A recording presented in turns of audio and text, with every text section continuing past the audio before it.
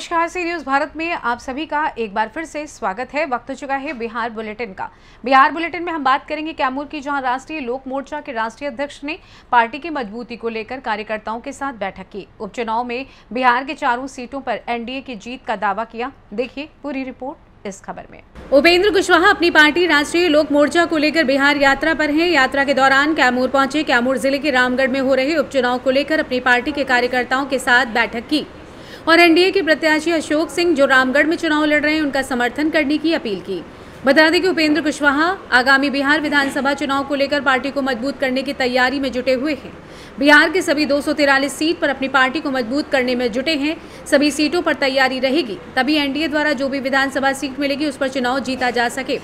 बिहार में चल रहे 4 विधानसभा में उपचुनाव में भी एनडीए की जीत का दावा किया। विपक्ष पर बोले कि एनडीए की कमी के कारण लोकसभा में विपक्षी सीट जीते थे, पर अब गलती नहीं होगी।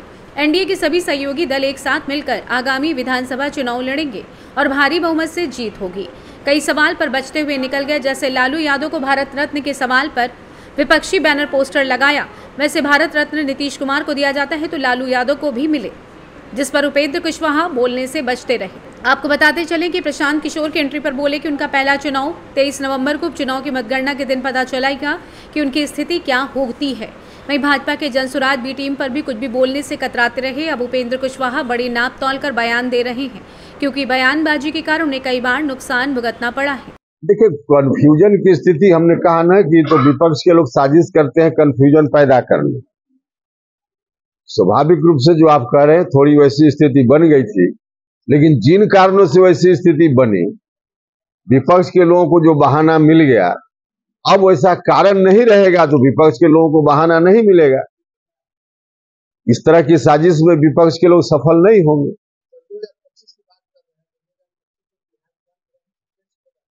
नहीं, हमारी पार्टी कितनी सीटों पर लड़ेगी इसका अभी वक्त नहीं है, या एनडीए गठबंधन में और भी कौन पार्टी कितनी सीटों पर लड़े इसका अभी वक्त नहीं है। वक्त आएगा, हम लोग तय कर लेंगे। नीतीश कुमार जी का नेतृत्व है, इसमें कहाँ कोई दिक्कत, तो पहले ही से घोषित है।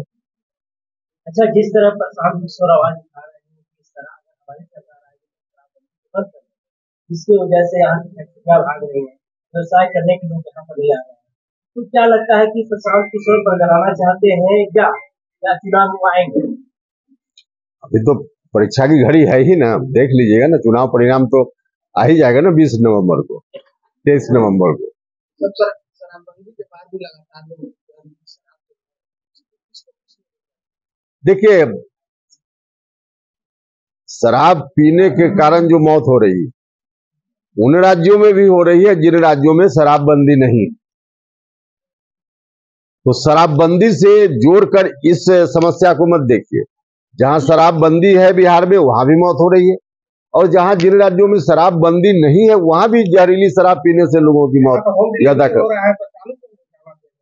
दोनों विषय अलग अलग है, इनका सवाल अलग है। पहले सवाल का जवाब पूरा होने दीजिए। आपका सवाल है कि शराबबंदी है फिर भी लोग मर रहे हैं, तो शराबबंदी से जोड़कर इस सवाल को मत देखिए, यह सवाल बिल्कुल अलग सवाल है। अब जहरीली शराब या शराब, जहरीली शब्द हटा भी दीजिए, पीने से कोई लाभ है क्या? पीने से तो नुकसान ही नुकसान है। जहरीली शराब पीने से आज पीता है आदमी और 24 घंटा के अंदर उसकी मौत हो जाती है, और जहरीली शराब न पिए, जिसको हम शुद्ध प्योर शराब कहते हैं, वह भी पिए तो अमृत नहीं है, उसमें 5 साल 10 साल 20 साल के बाद हमारे ऊपर प्रभाव दिखता है, तो है तो दोनों खराब। अब लोगों को चाहिए कि शराब न पिए।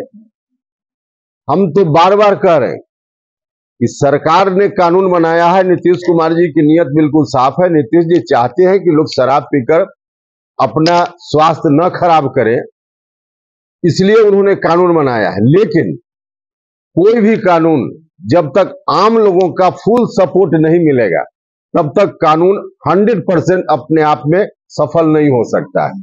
आम लोगों से इसलिए हम बार बार अपील कर रहे हैं, हर व्यक्ति जो शराब खुद पीता भी है, उसको भी यह मालूम है कि शराब पीना खराब है, नुकसान होगा, फिर भी शराब पीता है आदमी। तो सब लोगों से मेरी अपील है कि शराब पीने का काम छोड़ दें, लोग ना पिए।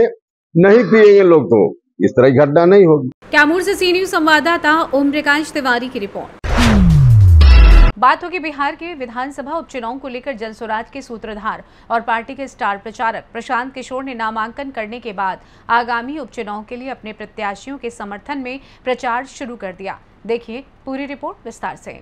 जनस्वराज के सूत्रधार और पार्टी के स्टार प्रचारक प्रशांत किशोर ने आज नामांकन प्रक्रिया पूरी होने के बाद आगामी उपचुनाव के लिए अपने प्रत्याशियों के समर्थन में प्रचार शुरू कर दिया है। उन्होंने सबसे पहले रामगढ़ विधानसभा क्षेत्र के नुआव प्रखंड से अपने जनसंवाद कार्यक्रम की शुरुआत की। वे नुआव प्रखंड के मुखराव, कोटा, एवती, दरौली, बड़ौरा आदि पंचायतों में पहुंचे और जनसभा को संबोधित किया। प्रशांत किशोर ने रामगढ़ में लोगों को चेतावनी देते हुए कहा कि अगर आप भाजपा को वोट देंगे तो याद रखिएगा कि जीतने के बाद वे लोगों का साथ नहीं देंगे। सत्ता के लिए वे मुख्यमंत्री नीतीश कुमार का साथ देंगे। वहीं मुख्यमंत्री पलटू कुमार, जिन्होंने कोरोना संकट में आपको अपने हाल पर छोड़ दिया। बिहार के बच्चे पूरे देश से पैदल चलकर बिहार पहुंचे, लेकिन आपके मुख्यमंत्री पलटू कुमार अपने आवास से बाहर तक नहीं निकले। इसके साथ ही उन्होंने बसपा प्रमुख मायावती पर गंभीर आरोप लगाते हुए कहा कि आप लोग विचारधारा के आधार पर बसपा को वोट देते आए हैं, लेकिन जब आपके बच्चे बीमार होते हैं, आप पर कोई संकट आता है तो ना तो मायावती आती हैं और ना ही उनके नेता। आपको बताते चलें कि प्रशांत किशोर आपसे अनुरोध करते हैं कि आने वाले उपचुनाव में आप अपनी जाति का बंधन तोड़कर अपने बच्चों के भविष्य के लिए, अपने बिहार के भविष्य के लिए वोट करें, ताकि जब बिहार का कोई युवा दूसरे राज्य में जाए तो उसे कोई बिहारी कहकर गाली ना दे। दुर्दशा है मेरे भाई, हम वोट नहीं मांगेंगे, आपको यही जगाने समझाने आए हैं। आपके पास अवसर आया है। 5 बरस आप रोए हैं, हर दिन आपसे घूस लिया है नीतीश कुमार के सरकार ने, अधिकारियों ने आपको परेशान किया है। याद कीजिए, कोरोना हुआ था, आपका बाल बच्चा फंस गया था, पैदल चल के आया, और नीतीश कुमार अपने बंगले से नहीं निकला। आपके बच्चों के लिए बस गाड़ी का व्यवस्था नहीं किया, बिहार के बच्चे पैदल चल के आए, और उसी पार्टी का, भाजपा का नेता आकर यहाँ से वोट मांगता है। अरे मेरे भाई, अगर आपके जगह हम होते तो उस आदमी को गांव में घुसने नहीं देते। हर दिन आप लोग रो रहे हैं, हर दिन आप लोग रो रहे हैं। भाजपा का नेता आकर यहाँ वोट मांगेगा, और वोट तभी मांगेगा जब बाहर हल्ला करे, लिख कर दे कि आप हमको जिताइए और हम नीतीश के साथ नहीं खड़ा होंगे, लिख कर देगा, तब आप वोट दे दीजिए भाजपा को, हमको दिक्कत नहीं। कैमूर से सी न्यूज संवाददाता ओम प्रकाश तिवारी की रिपोर्ट। चर्चा होगी कैमूर की, जहां ट्रक की टक्कर से राजमिस्त्री की हुई मौत। घटना के बाद आक्रोशित ग्रामीणों ने भभुआ चैनपुर मुख्य पथ को किया जाम। क्या है पूरा मामला, आइए जानते हैं विस्तार से।